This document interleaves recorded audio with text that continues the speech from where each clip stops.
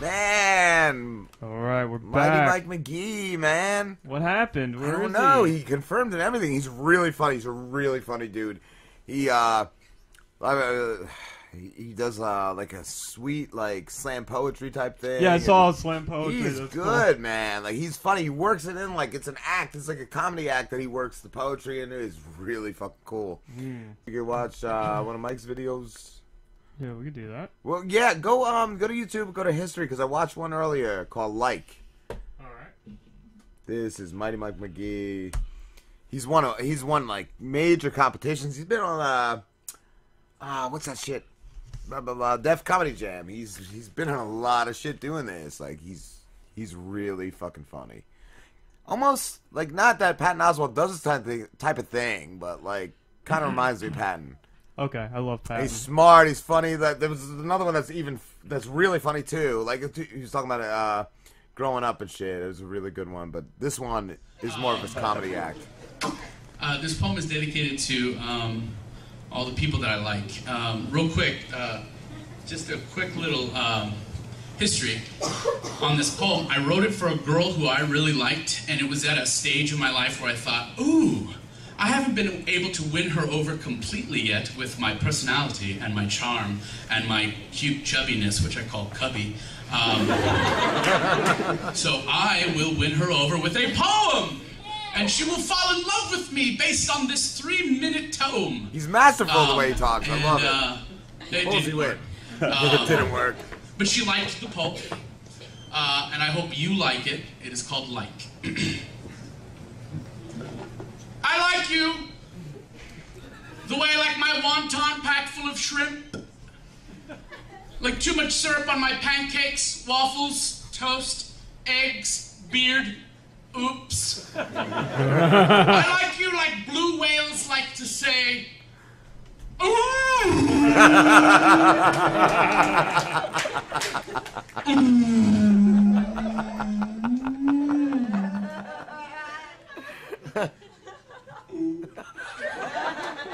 I like you a whole bunch of a lot. You are a pocket full of awesome.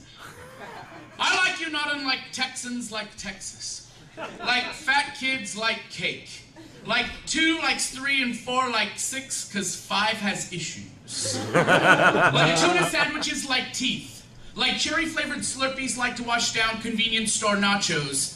Like lazy boys like Sunday afternoon asses. I like you a whole bunch of a lot and a little bit more.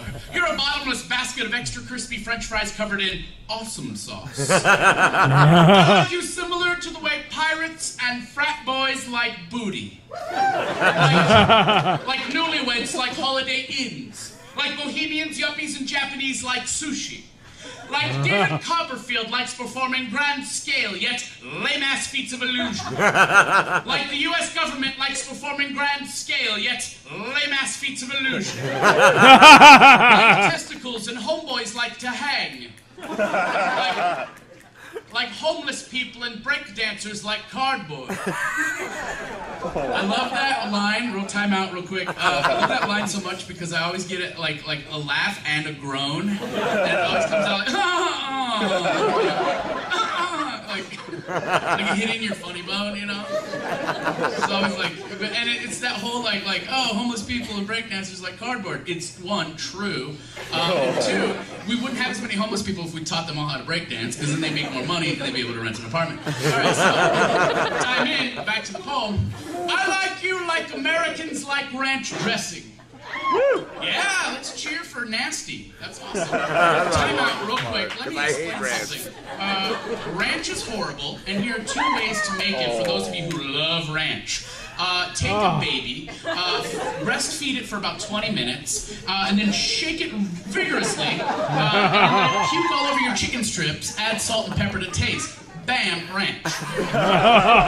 If that doesn't work for you, because it tastes too close to ranch, then, I'm not kidding about that. I don't know, 2 cups of semen and some salt and pepper, mix it together, and drizzle it all over your chicken strips. Ranch. Or as I like to call it, manch. Time in, back to the poem. I like you like Muppets like fisting.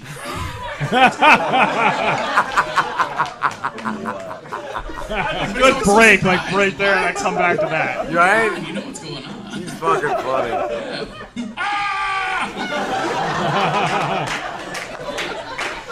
I like you a whole bunch of a lot and a whole lot more times infinity. Yeah, maybe that's starting to dip into the equation of love.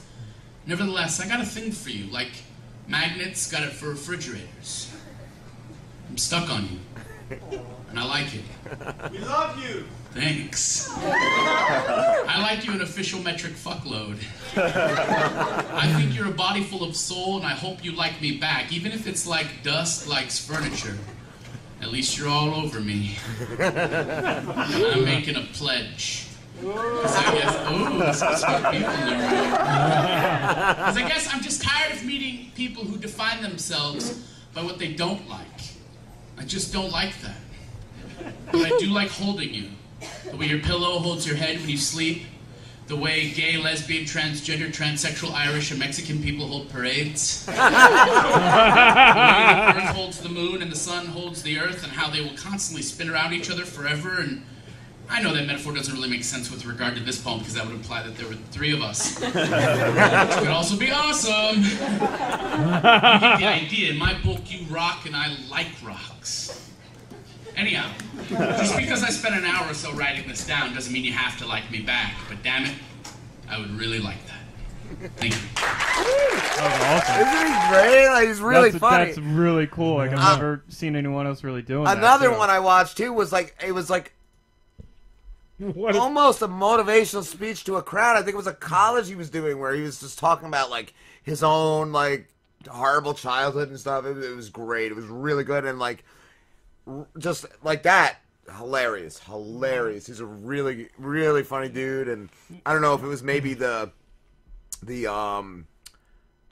time difference. I don't know, but Right. I would definitely rebook him. Oh, wait. Oh, that might be him. Rob a Slim Show.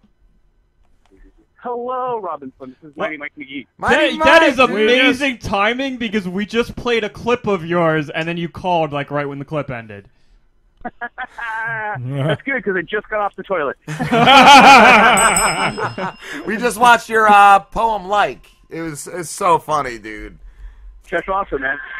I'm honored. I'm watching cars almost hit each other here in Olympia, Washington. You know how when somebody's talking about you, your ears burn? Yes. Well, I think what happened is whenever anybody talks about me, or whenever anybody in the world plays a clip of me on YouTube, I empty my bowels.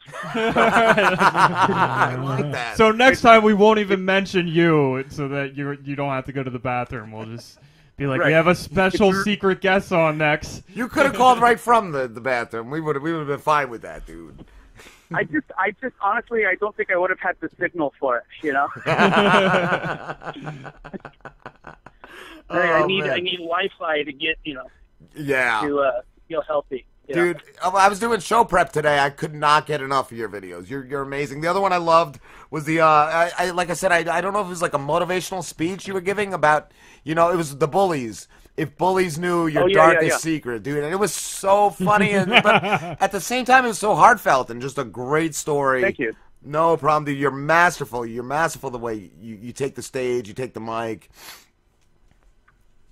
I know. I appreciate that, and I've always because I started out doing stand-up back in the late '90s, and then I just kind of didn't like the scene. Like, it was just really kind of negative, and I felt like, well, how come comedians always have to be funny? Why are we always trying to aim to be the most hilarious person in the room when we're smart enough to also be the most sensitive or the most thoughtful people in the room at the same time, And that just always meant a lot to me. So I was always impressed, especially with people like Richard Pryor and George Carlin, and like they could be honest and forthright. Bill Hicks, they could say things that meant something, but were also hilarious. Yes. So that's what I always aim for, which is why I tout what I do as stand-up poetry. Because I was gonna ask if you did anything separate. I just always figured you worked the poems into your comedy act. I guess it's a little bit of both. It depends on which room I'm in. If it says comedy club on the outside of it, then I guess I'm cramming poetry into my stand-up. Do you ever? And if it's cafe or a bar, then I'm cramming poetry or cramming comedy into my poetry. So. Do you ever go to just like a place where it's just all poetry, and then just you get up there and like just people are just like shocked and possibly awed, at how different it is? Yeah, I think what ends up happening is that I end up going to a lot of poetry events.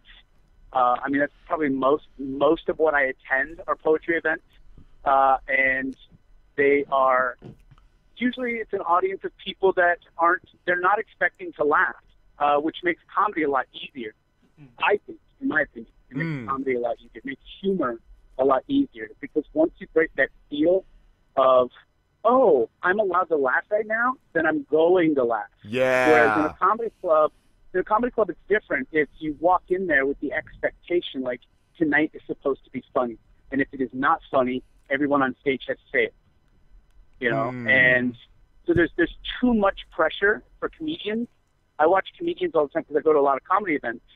And I watch comedians all the time just pacing, stressing out, and, like, so nervous, whereas poets do get nervous, but I think there's the ease of knowing that the crowd is with you for the most part, no matter what. No matter what, yeah.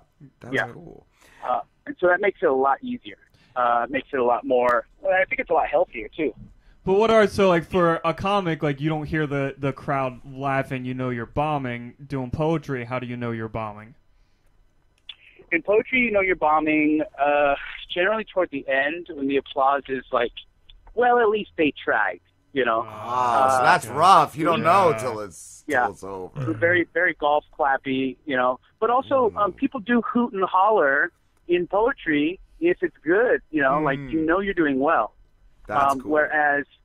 Whereas in comedy audiences can be a little bit more ruthless because you're going up there with this expectation, right? Of like, I have to make them laugh. And they're sitting there with the expectation, you better make me laugh. And so when you do a good job, they reward you for it. And when you don't do a good job, they do the exact opposite. And they sort of blame you for it. Wow. Whereas in a poetry audience, it's really more of a shared experience. It's like, hey, I have some feelings and I want to share them with you. And I hope you can appreciate them. But if not, don't worry about it. Somebody else will be up to share some feelings that you'll appreciate later on, And it's a little bit more forgiving, a lot more forgiving, I would say. Yeah. Would you be able to perform a poem for us? Sure. Are there any limitations in terms of like what I can say? You can say anything you want. Anything at all. Okay. That's always good. Yes, absolutely. So I was hanging out the other day in a bar, just sort of minding my own business, doing my own thing, when this woman came in, just sits right next to me at the bar, and I'm thinking, gosh, she's bothering me. She's just sitting right next to me. Like, can't she see that I'm a poet and I'm trying to be lonely here? Like, why does she have to be right next to me? So she gets up to order a drink. She sits back down, and she tries to have this idle chit-chat with me, and I'm just not having it. And so she finally finishes her drink. She gets up to leave, and I realize that I'm just kind of being an obtuse jerk. I'm not being very fair to her. And so I say, hey, I'm sorry. Listen, I was just trying to do some writing here and mind my own business and just sort of be alone. I didn't mean to brush you off in that way. Forgive me. And she's like, no, it's fine. I might as well just go home and feed my cat. I tell her, no, your cat's fine. It'll survive the night without you. She says, oh no, he cannot be alone overnight. I tell her that I feel the exact same way all the time. I actually have something to offer the world. But she says her cat is special. Sounds like he says Reno when he meows. Reno? Really? Reno? Like the second worst city in the second worst state of the Union? Reno, Nevada? She said, yep, Reno. So imagine a cat saying Reno. Reno. Reno. Reno, Nevada. All the time? As in every time it meows, it sounds like Reno? No, only every once in a while, like when he's really good, craving attention or needs to be brushed. Oh, I say. Oh. I tell her that when I'm craving attention, I remove my shirt, exposing my Katharine Hepburn-shaped birthmark, and I make her talk. Hello, everybody. Got any more tequila? I don't know. I think it's from a movie. Anyhow, look, lady, by now you must realize I am human, and I can love you, actually love you. I'm not jumping the gun here, but I am capable of real human love, not your programmed, feline, you're the keeper of the food, so I guess I'll stick around bullshit. Does your cat have anything to do with its? Does your cat have anything to do with its own failure? Huh? Can it use a QWERTY keyboard? Can it code even a modicum of HTML? Huh? Can it Photoshop images of you to look like you have a handlebar mustache? I don't think so. I can do half of those things while I have soup cooking on the stove. See these thumbs? Do you? Do you? These mean I win. You're right, she said coyly. And we boned right there at Taco Bell. 9 months later, we had 8 kittens. They run my website now. The end. Awesome, man. Wow. We were laughing. I mute the mics whenever somebody does like a read or anything. That was hilarious. Now, quick addendum on that one, you guys. I'd like to point out to all the writers out there listening that you'll notice it starts off at a bar and it ends at Taco Bell, and there's never a point where we actually left the bar, and that is a testament to not memorizing first draft. Wow, dude, that was great, Mike. Oh, Thanks, man. Thank you. No problem. Thank you, dude. We actually have to cut this off, dude. We have to No, I know. wrap it up, man. I But know. where can everybody find you? MightyMikeMcGee.com. Just go to MightyMikeMcGee.com or at Mike McGee on Twitter. Dude, thank you so much. But of course, thank you guys. Great show. Thank you. You guys too, have a man. fantastic show. Thank you, Awesome. brother. Thank you. Have a good one, Mike. Have a good one. All right, bye-bye. See you, Mike.